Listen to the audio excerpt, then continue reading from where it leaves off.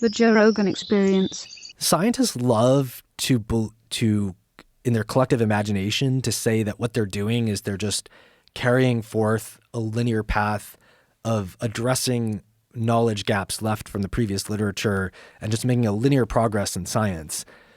But they're really not, because the incentive structure is to publish a large number of papers in high impact journals on a yearly basis as your university reviews get done. And so if you're going to sit, and then there's other incentives too, because you have to get grants with preliminary data. So you have shorter studies that you then say, well, I'm going to do a longer study now, and it keeps the grant cycle going. And then the people who write the grants want to see things getting published out of those papers.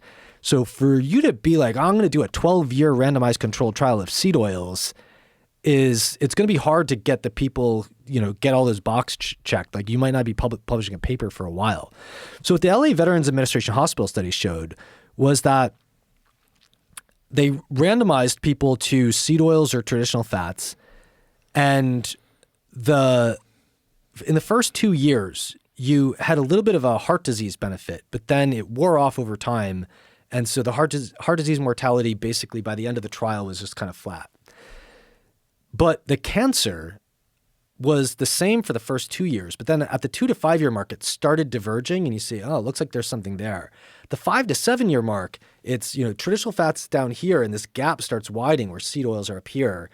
And then by the end of the study, total mortality was kind of flat the whole time, but it just started to diverge at the end of the study to favor seed oils causing more death.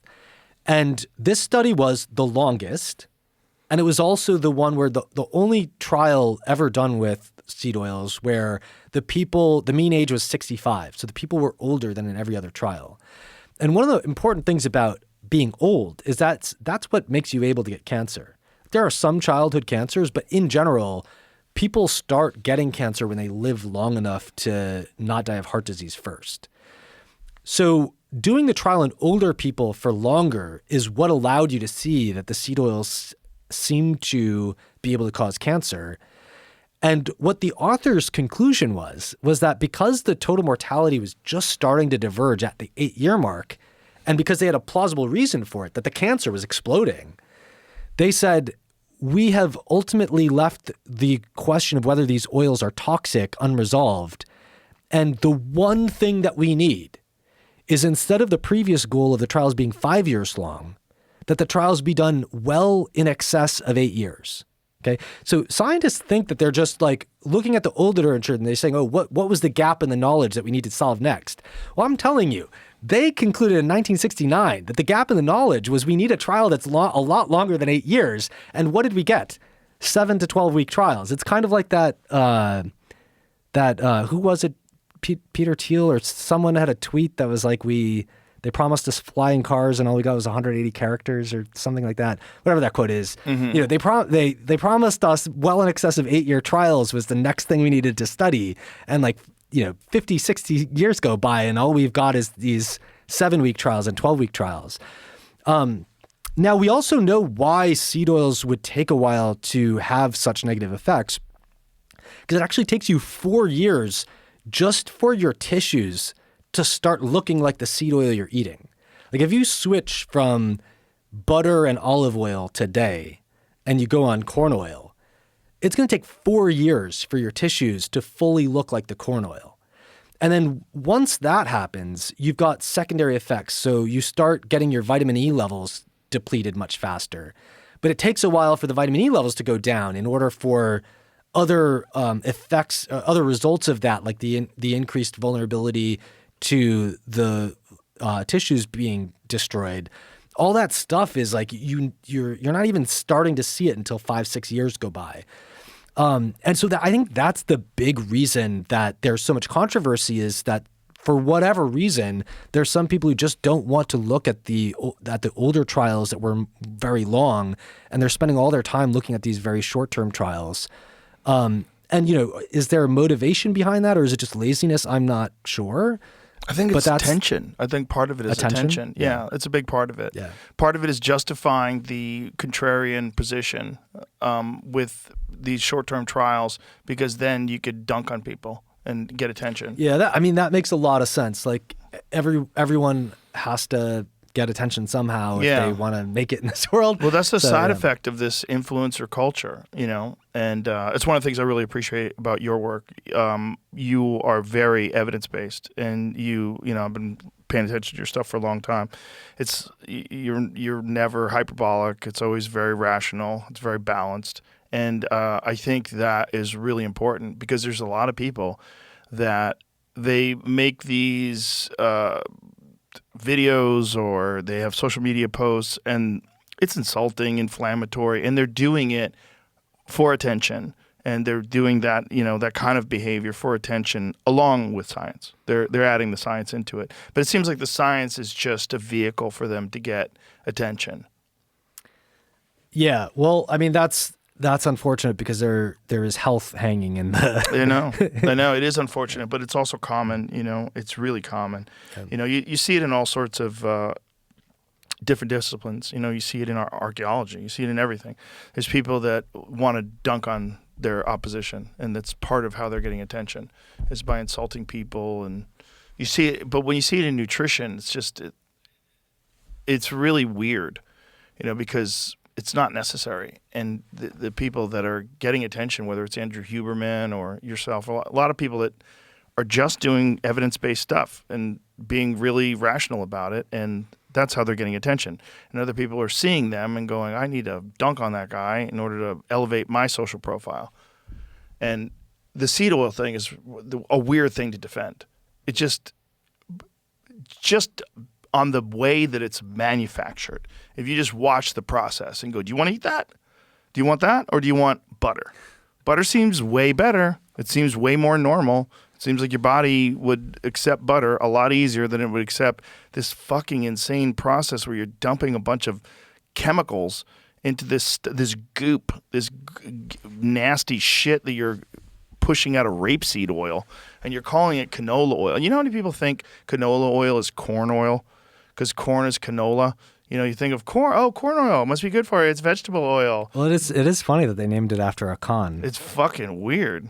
A Khan? There's an article not by me but by someone else called The Great Khan-ola, and it's about how canola oil is a Khan, but it's they name.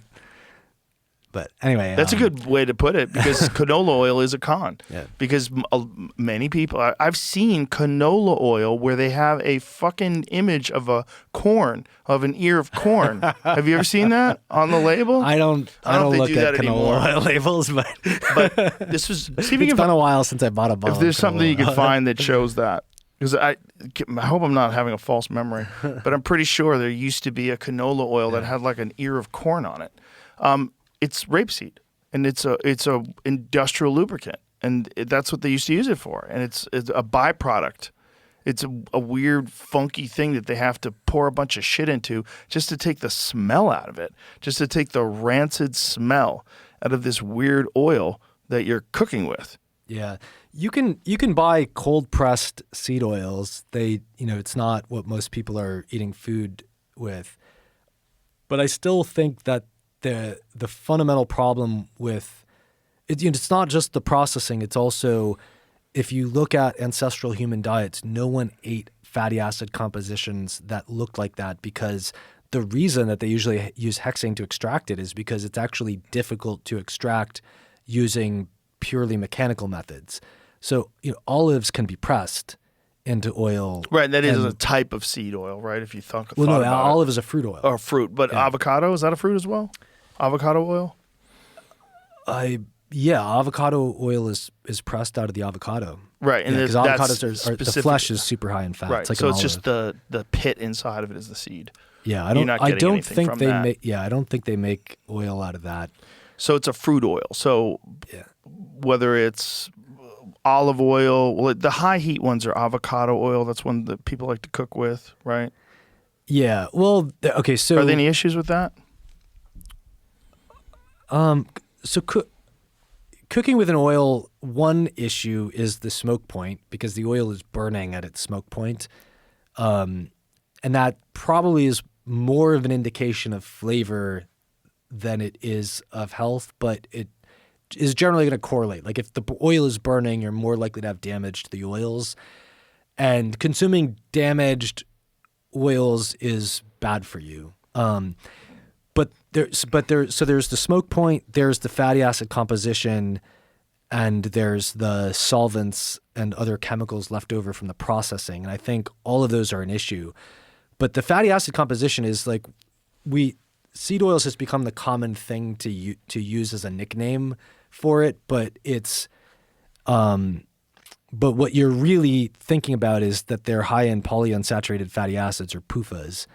And those polyunsaturated fatty acids are just like it happens to be most oils that are currently on the market for food consumption that are very high in polyunsaturated fatty acids are what we call seed oils. Right. So that's why we call it that way. But the actual fatty acid composition, like if you go back to any oil that was easy for humans to produce before, say, 100 years ago, then you don't see those, like you don't see a strong tradition of large consumption of rapeseed oil going back or cottonseed oil or corn oil, because try squeezing a corn kernel. It's not that squeezable.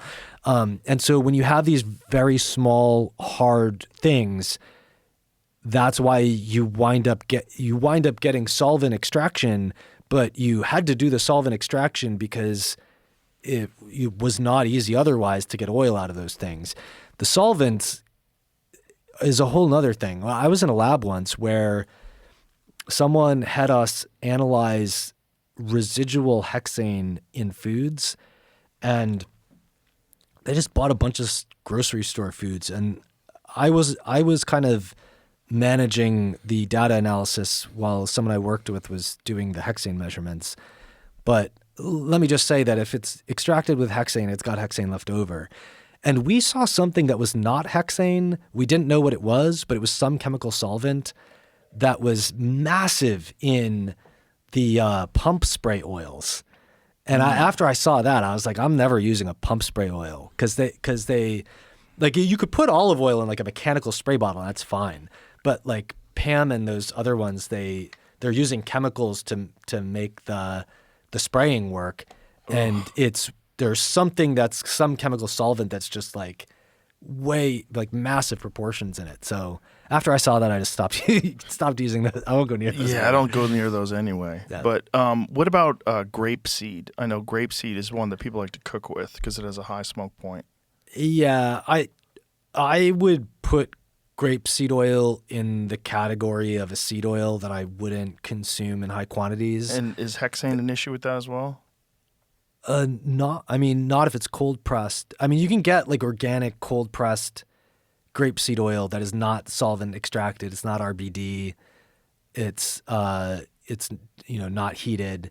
But you still have to deal with the polyunsaturated fatty acids. Yeah, I mean, it's very you're paying a lot to get a high quality product, but it's still like, there might be studies out there about some therapeutic benefits of some of the components of the grapeseed oil, but I wouldn't want to make those fats be the major oil in my diet, because I think you're just overload. Like it's high in antioxidants, and so you're going to get benefit. There's going to be beneficial things in it, but I don't think that those fats are what you want to be your main fatty acid consumption. What about if you were searing a steak in grapeseed oil? Would that be an issue? I mean, the less of the oil that's there, the less of an issue it is. If you're just coating the pan with it and it's convenient because it doesn't have a high smoke point, I wouldn't worry too much about it. And but I wouldn't be healthy fats from the I wouldn't meat. want to be consuming like a tablespoon or upwards of grapeseed oil a day. So I think we would agree that the issue with saturated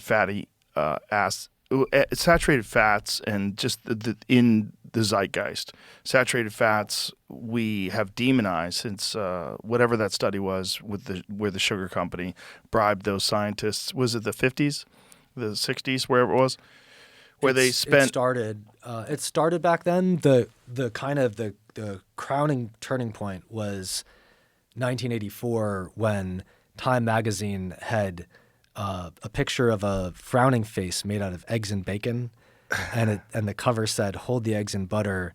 Cholesterol has been proved deadly, and our diets will never be the same." And we got to pull that photo up. That's so crazy. They really did that? Yeah, they actually they reversed it a few years ago, where they took the same image, but they made it a smiley face, and they were like, "Now we know eggs are good for you." Oh, God. But meanwhile, how many lives did you ruin with your shitty advice?